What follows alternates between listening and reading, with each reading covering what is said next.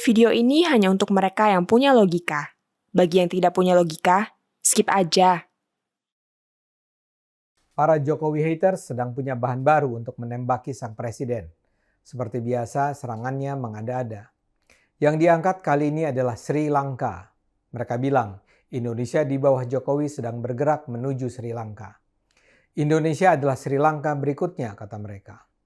Apa yang sebetulnya terjadi di Sri Lanka? Negara ini sedang dalam kondisi krisis. Presiden Gotabaya Rajapaksa sudah digulingkan. Pada 9 Juli yang lalu, ribuan warga Sri Lanka menyerbu masuk dan menduduki kediaman Presiden Rajapaksa.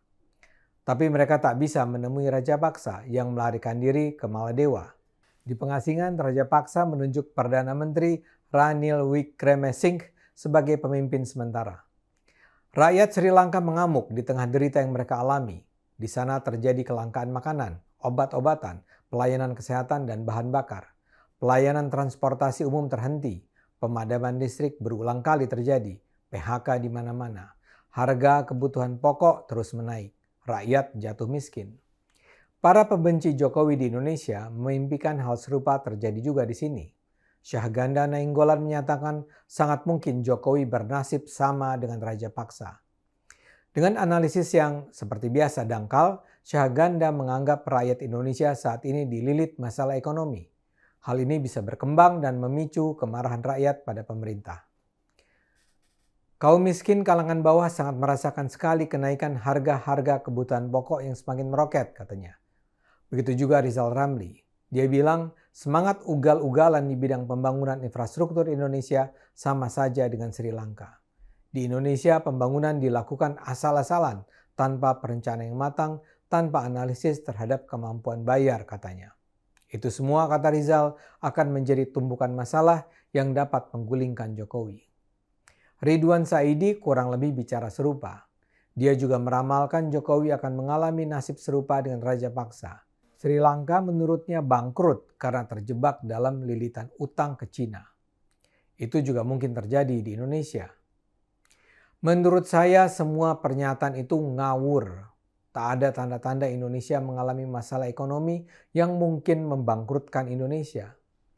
Sri Lanka dan Indonesia berada pada posisi yang sama sekali berbeda. Coba saja kita bandingkan indikator ekonomi kedua negara.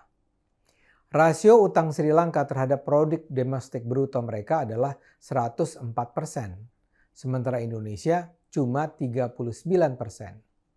Rasio tersebut penting untuk melihat seberapa besar kemampuan sebuah negara bayar utang. PDB itu adalah semacam perhitungan kasar mengenai uang yang dimiliki sebuah negara dari produksi barang, komoditi, dan jasa. Jadi angka rasio Sri Lanka menunjukkan jumlah utang mereka sudah melampaui uang yang mereka miliki. Sementara di Indonesia jumlah utang kita tidak sampai 40%. Seperti berulang kali dikatakan, berutang itu tidak bermasalah kalau kita sanggup bayar. Jadi uang utang itu kita gunakan membangun berbagai infrastruktur yang nantinya akan menghasilkan keuntungan ekonomi. Uang itu pada gilirannya akan dapat digunakan untuk membayar utang dan seterusnya. Kemampuan Indonesia itu yang tidak dimiliki Sri Lanka. PDB Sri Lanka sendiri hanya 80 miliar dolar, sementara Indonesia 1.000 miliar dolar. Cadangan devisa Sri Lanka hanya 50 juta dolar. Indonesia 135 miliar dolar. Neraca perdagangan Sri Lanka juga defisit, minus 729 juta dolar. Sementara Indonesia surplus 4,54 miliar dolar. Ekspor Sri Lanka hanya 969 juta dolar, sementara Indonesia mencapai 231 miliar dolar. Jadi tak ada tanda-tanda Indonesia mengalami kebangkrutan. Bloomberg misalnya membuat ramalan tentang kemungkinan resesi negara-negara di dunia. Mereka memprediksikan kemungkinan Sri Lanka resesi mencapai 85%. Negara-negara Asia Timur seperti Korea Selatan, Jepang, Cina di kisaran 20-25%. Malaysia 13%. Vietnam, Thailand, Filipina di kisaran 10%. Sementara Indonesia hanya 3%. Jadi ini bukan soal saya pro Jokowi atau anti Jokowi, Tapi semua data itu sudah cukup terang benderang menunjukkan betapa kita harus memandang Indonesia dengan optimistis.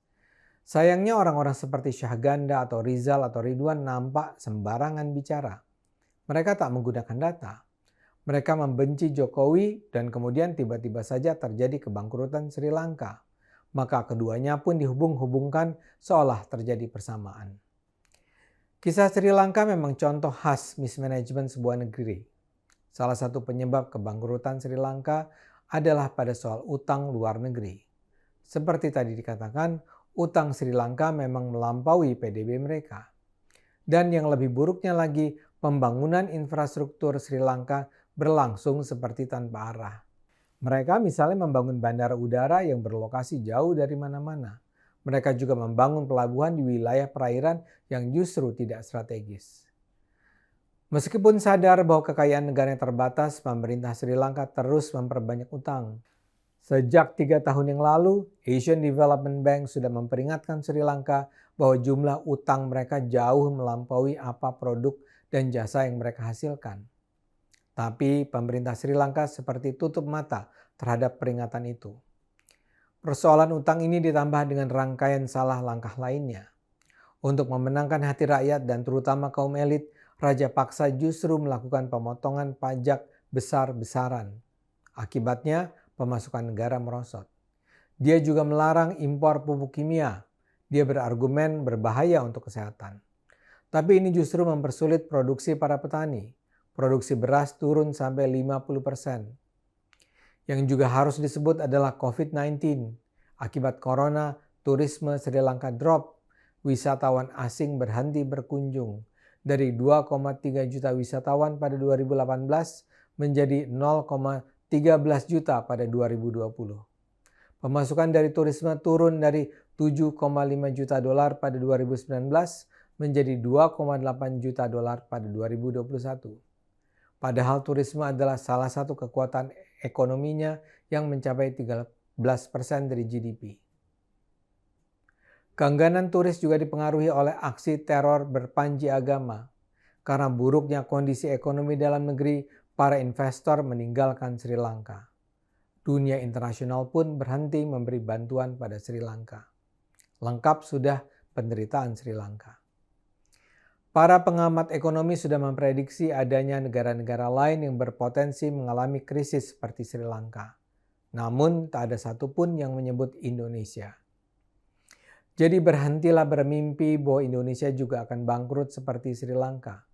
Indonesia sangat baik-baik saja. Gunakan akal sehat, karena hanya kalau kita gunakan akal sehat, bangsa ini akan selamat.